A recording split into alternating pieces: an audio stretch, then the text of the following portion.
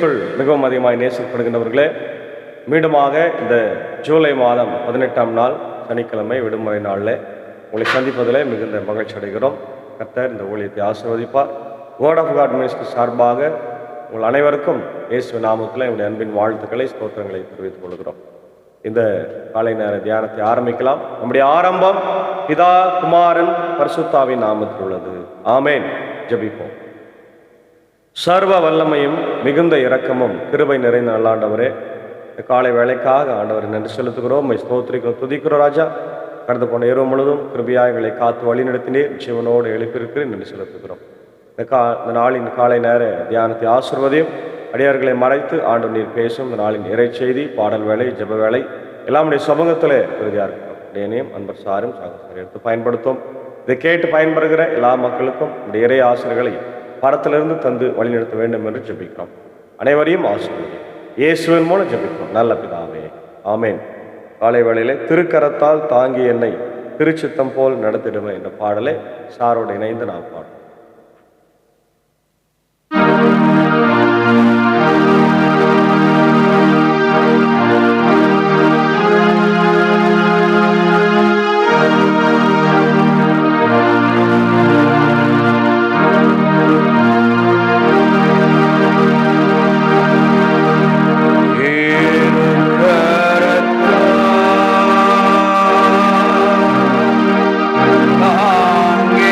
என்னை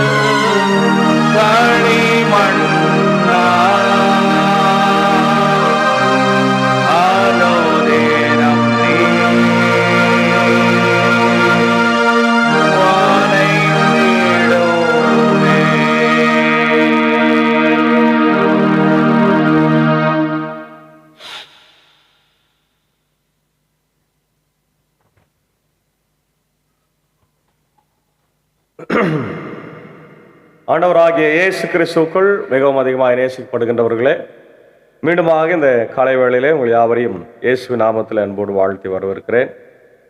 இந்த நேரத்திலும் நாம் வாசித்து தியானியும்படியாய் தெரிந்து கொண்ட கடவுளுடைய வார்த்தை, அது உபாகமம் 6ஆம் அதிகாரம் 1 முதல் 11 வசனங்கள் இருக்கின்ற இறை வார்த்தைகள். உபாகமம் 6, 1 முதல் 11. கடவுள் கொடுக்கின்ற மாபெரும் கட்டளை.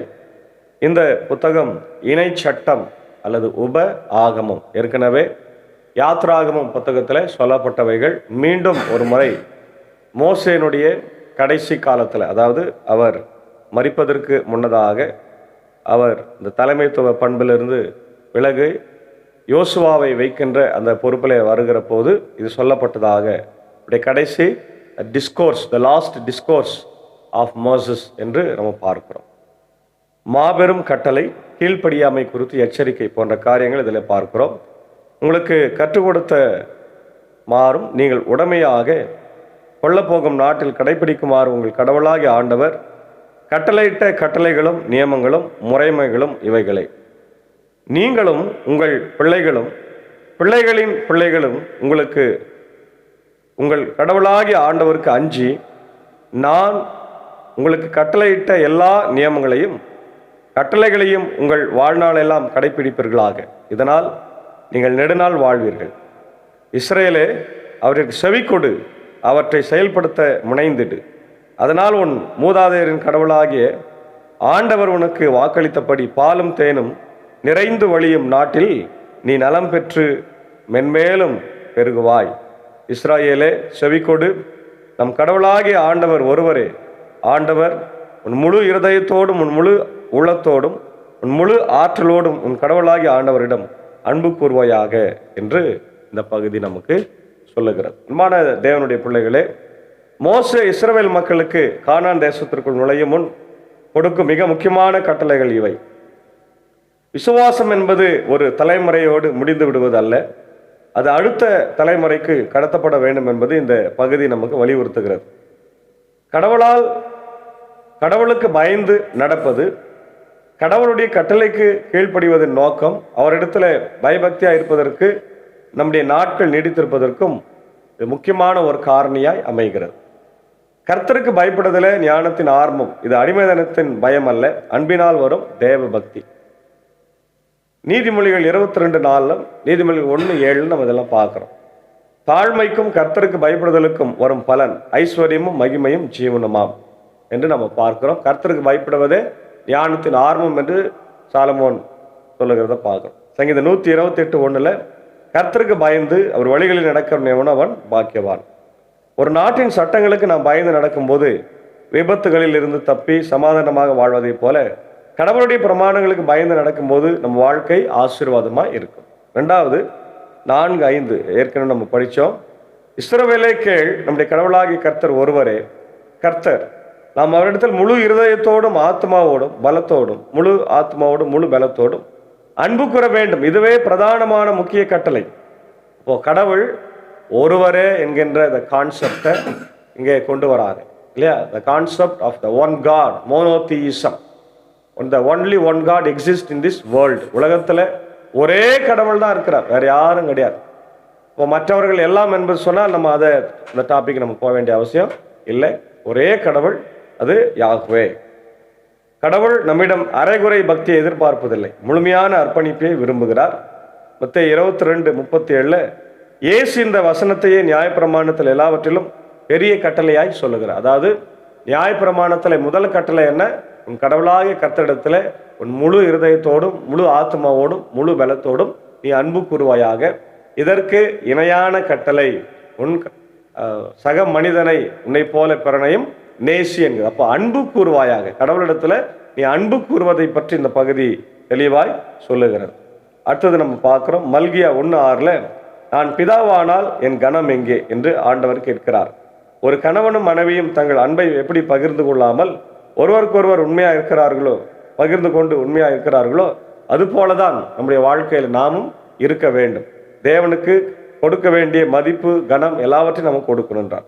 3வது 6 முதல் 9 வசனத்தில் பார்க்கிறோம், இருதயத்தில் பதித்து பிள்ளைகளுக்கு, அதாவது அடுத்த தலைமுறைக்கு நாம் கடத்தப்பட வேண்டிய அந்த சூழ்நிலையை ஆண்டவர் நமக்கு கற்றுக் கொடுக்கிறார். இன்று நான் உனக்கு கட்டளையிடும் இந்த வார்த்தைகள் உன் உள்ளத்தில் இருக்கட்டும். நீ அவற்றை உன் பிள்ளைகளின் உள்ளத்தில் பதியுமாறு சொல். உன் வீட்டில் இருக்கும் போதும் உன் வழிப்பயணத்தின் போதும் நீ படுக்கும் போதும் எழும்போதும் அவற்றை பற்றி பேசு. உன் கையில் அடையாளமாக அவற்றை கட்டிக்கொள். உன் கண்களுக்கிடையே அடையாளமாக அவை இருக்கட்டும். உன் வீட்டின் கதவு நிலைகளிலும் நுழைவாயில்களிலும் அவற்றை எழுது. அதாவது இன்னைக்கு எப்படி நம்முடைய கடவுளுடைய வசனங்களை எல்லாம் சுவற்றில் எழுதி வைக்கிறோம், ஆணி அடித்து மாட்டி வைக்கிற ஃபோட்டோவில், அந்த மாதிரியெல்லாம் அதை அந்த காலத்துலலாம் அவங்க எழுதி நெத்தியில் கட்டிக்கொள்வார்களாம், கையில் கட்டிக்கொள்வார்கள், இங்கே கட்டிக்கொள்வார்கள். இதுதான் இன்றைக்கு நம்ம அந்த கயிறுகளாக வந்திருக்காது இல்லையா? குளச்சம், கை, இதெல்லாம் வருவதற்கு காரணம் இதுதான். அப்போது கடவுளுடைய வார்த்தையை எழுதி அவர்கள் கைகளிலே கட்டிக்கொள்வார்கள். அது அவங்களுக்கு ஒரு பெரிய ஆசீர்வாதமாக இருந்தது.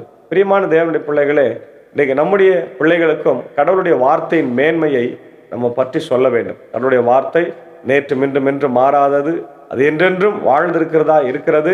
கடவுளுடைய வார்த்தை அழியாதது என்பதை நம்ம சொல்லி கொடுத்து பிள்ளைகளை உற்சாகத்தோடு இந்த நாட்களில் வாழும்படியாக நம்ம மாற்றணும். அவங்க கடவுளுடைய வேதத்தை வாசிக்கணும், தியானிக்கணும், ஆலயத்துக்கு வரணும், பைபிள் ஸ்டடி போன்ற காரியங்களில் கலந்து கொண்டு கடவுளுடைய இறை வார்த்தையை அவங்க புரிந்து கொள்ள வேண்டும். அதான் நம்ம இங்கே பார்க்கலாம். அப்போ இருதயத்தில் பதித்து பிள்ளைகளுக்கு நாம் போதிக்க வேண்டும்.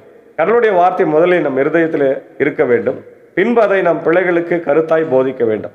வீட்டில் உட்கார்ந்திருக்கிற போதும், வழியில் நடக்கிற போதும், படுக்கிற போதும், எழுகிற போதும் இதை நாம் பேச வேண்டும். குடும்பமே முதல் சபை, பெற்றோரே முதல் போதகர்கள். விசுவாசம் வீட்டில் தான் தொடங்க வேண்டும் இல்லையா? நீதிமொழிகள் 22:6 ரொம்ப அழகா சொல்றார் பார்.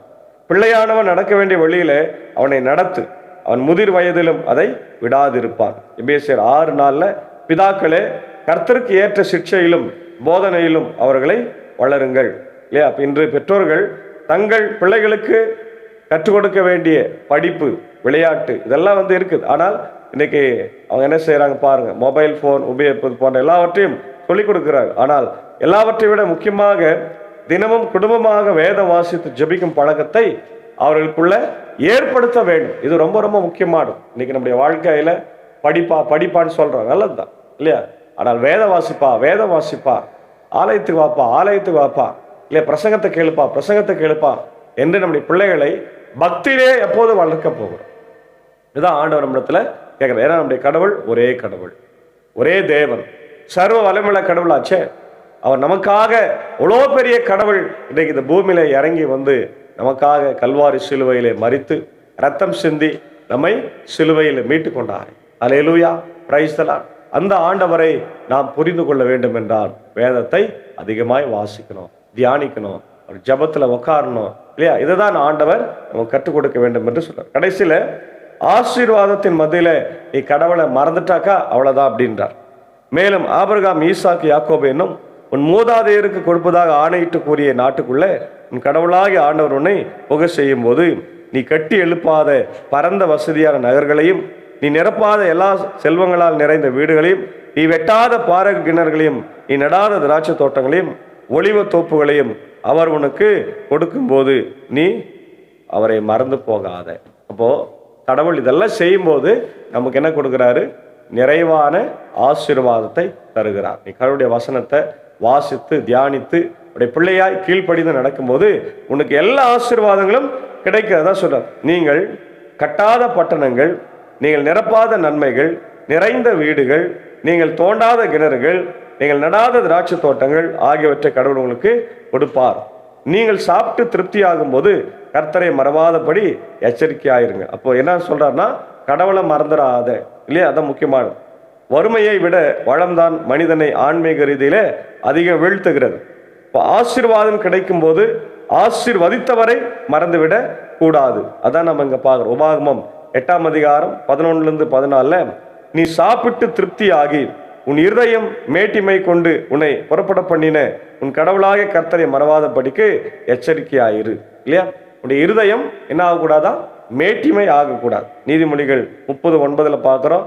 நான் திருப்தி அடைகிறதுனால் உம்மை மறுதலித்து கர்த்தர் யார் என்று சொல்லாதபடிக்கு நான் எச்சரிக்கையாக இருக்க வேண்டும் ஆண்டவரே என்றார். அப்போ ஒரு நபர் வேலை இல்லாத போது கண்ணீரோடு ஜபித்து வேலை கிடைத்த பின்பு ஞாயிறு ஆராதனை கூட வராமல் போவது நாம் அதுபோல நம்ம மாறிவிடக் கூடாது. அது இன்னைக்கு முழங்கால் இன்னும் அதிகமாக கடவுளுக்கு முன்பாக வளைய வேண்டும்.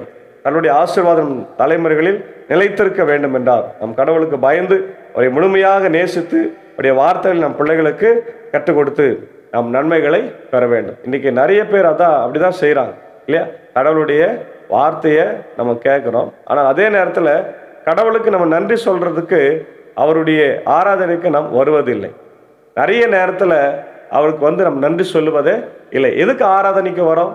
அவரை தொழுகை செய்வதற்கு, அவரை நாம் அவருடைய ஆசீர்வாதங்கள் நம்ம பெற்றதுனால அவருக்கு நம்ம நன்றி சொல்வதற்காக வருகிறோம். ஆனால் இன்னைக்கு நிறைய பேர் கடவுளுடைய ஆசீர்வாதங்களை பெற்றமைக்கு ஆண்டவருடைய ஆலயத்தில் நன்றி சொல்லுவதே இல்லை, வேதத்தை வாசிப்பது இல்லை இல்லையா? இன்னைக்கு எத்தனையோ மக்கள் ஒரு சாதாரணமாக ஒரு தாகத்துக்கு தண்ணீர் கொடுக்கும்போது ஒரு தேங்க்ஸ் சொல்கிறோம், ஒரு டீ வாங்கி கொடுக்கும்போது ஒரு தேங்க்ஸ் சொல்கிறோம், ஒரு சாப்பாடு வாங்கி கொடுக்கும்போது ஒரு தேங்க்ஸ் சொல்கிறோம், ஒரு நண்பனுக்கு தேங்க்ஸ் சொல்கிறோம், சொந்தக்காரங்களுக்கு தேங்க்ஸ் சொல்கிறோம், ஒரு லிஃப்ட் கொடுத்தா தேங்க்ஸ் சொல்கிறோம். ஆனால் நம்மை படைத்து பராமரித்து நமக்காக கல்வாரி சிலுவையில் மரித்த ரத்தம் சிந்தி நம்ம மீட்டு கொண்ட நம்முடைய ஆண்டவருக்கு நாம் நன்றி சொல்ல மறந்து போகிறோம்.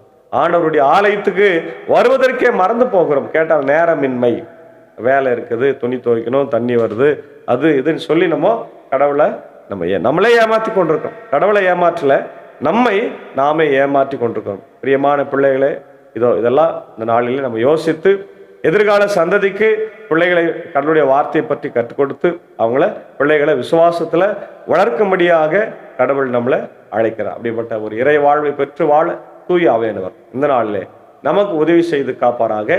ஆமேன். ஜெபிப்போம். நேற்றும் இன்றும் என்றும் மாறாதவரும் என்றென்றும் வாழ்ந்திருக்கிறவருமாகிய அன்புள்ள ஆண்டவரே, இந்த மகிழ்ச்சியான காலை வேளைக்காக நன்றி செலுத்துகிறோம். கடந்த போன இரவு முழுவதும் கிருபையா எங்களை காத்து வழிநடத்தி ஆசீர்வதித்தீர். இந்த நாளிலும் இந்த இறை வார்த்தையை ஆண்டவரே நீர் தந்தமைக்காக ஸ்தோத்திரிக்கிறோம். ஆண்டவரே, எங்கள் கடவுளாகி கர்த்தர் ஒருவரே, அவரை என்று வேறு தேவர்கள் ஆண்டவரே இந்த உலகத்தில் இல்லை.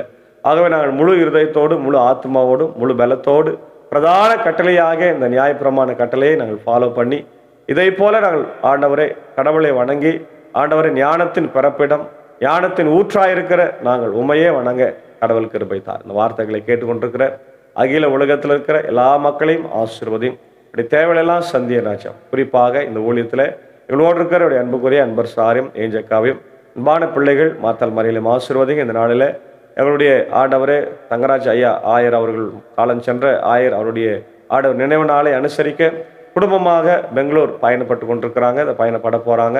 இந்த பயணங்களை வாய்க்க செய்யும், பத்திரமாய் சென்று பத்திரமாய் அவர்கள் திரும்பி வர என் தேவன் கிருபை தான். நேரத்தில் ஆண்டவர் ஊழியத்தில் இருக்கிற இப்படி அன்புக்குரிய சாகசாருக்காக ஜபிக்கிறோம். ஒவ்வொரு நாளும் காலையில் இசைக்கருவியை மீட்டு உடைய நாமத்தை தொழுகை செய்கிற போது ஆண்டவரை ஆசீர்வாதத்தை அவர் வழியாக நாங்கள் பெறுகிறோம். நன்றி ஆண்டவர். அவரையும் அவருடைய அன்பான டீச்சரையும் ஆசீர்வதியும்.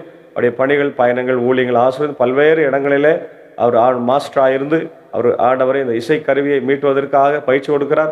தொடர்ந்து அந்த பயிற்சிகள் ஆண்டவரே எல்லா மக்களுக்கும் பிரயோஜனமாக இருக்க, அநேக மக்கள் கிராம சபையில் கலந்து கொண்டு ஆசீர்வாதங்களை பெற்றுக்கொள்ள ஆண்டவர் நிற்கிருபை தர வேண்டும் என்று கெஞ்சி மன்றாடுகும். இந்த நாளத்தில் ஆண்டவரே நம்முடைய இந்திய சுவிசேஷ திருச்சபை 3 சபை சங்கங்கள், போதகர்கள், ஊழியங்கள், ஸ்தாபனங்கள், பள்ளிக்கூடங்களுக்காக ஜபிக்கிறோம். பெருஸ்தா மருத்துவமனைக்காக ஜபிக்கிறோம். திறக்கும்படியான சூழ்நிலைகளை உருவாக்கித்தார்.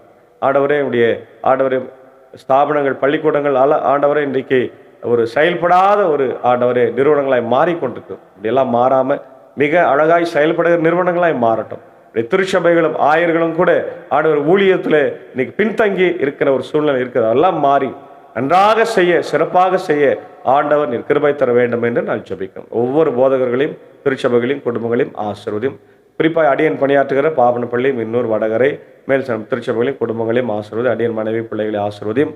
ஆண்டவர் உமக்காக நாங்கள் எப்பொழுதும் இந்த ஊழியத்தை செய்ய, வார்த்தையை ஆண்டவர் சாக்கிரமத்தை நாங்கள் மக்களுக்கு பகிர்ந்து கொடுக்க அடியின் வல்லமையாக நீர் எடுத்து பயன்படுத்தும் பலவீனங்கள் எல்லாம் மாற்றும். நேரத்தில் ஆண்டவரே என்னுடைய இந்திய தேசத்திற்காக ஆட்சி செய்கிற தலைவர்களுக்காக நான் ஜபிக்கிறோம்.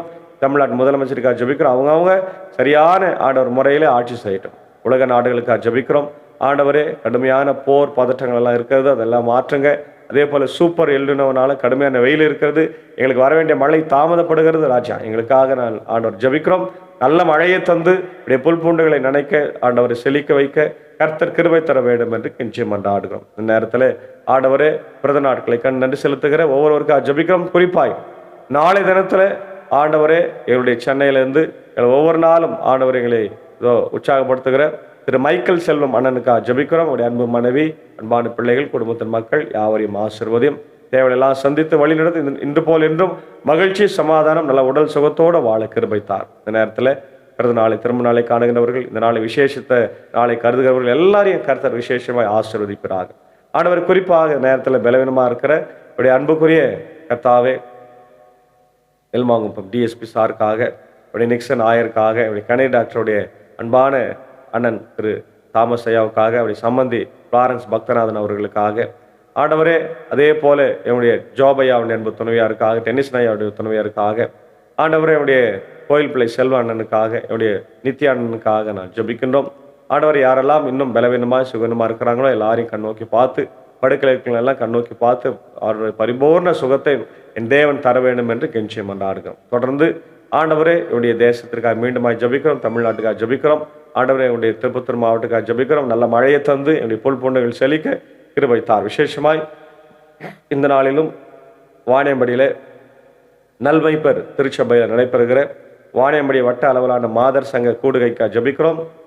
அந்த ஒரு நாள் ஆண்டவரை உபவாச கூடுகை ஆசீர்வதியும் நாங்கள் கலந்து கொண்டு தேவ நாமத்தை மகிமைப்படுத்தவும், ஆண்டவருடைய வார்த்தைகளை கேட்கவும், தேசத்திற்காக என்னுடைய ஆண்டவரை மக்களுக்காக நாங்கள் உபவாசம் இருந்து உம்முடைய ஆசீர்வாதங்களை பெற்றுக்கொள்ள கிருபைத்தார். அதை ஹோஸ்ட் பண்ணுற என்னுடைய அன்புக்குரிய திருச்சபையின் பொறுப்பாளர்களுக்காக, குறிப்பாக என்னுடைய ஆயர் அருள் திரு சாலமன் சித்தார்த்தன் ஆயர் அவர்களுக்காக, என்னுடைய வாணியம்படி ஆண்டவரை வட்ட பொறுப்பாளர்களுக்காக, ஆண்டவரே ஆம்பர் சபை சங்க பொறுப்பாளர்களுக்காக, ஐஎல்சி மாதர் சங்க கோஆர்டினேட்டர்ஸ்க்காக ஜபிக்கிறோம்.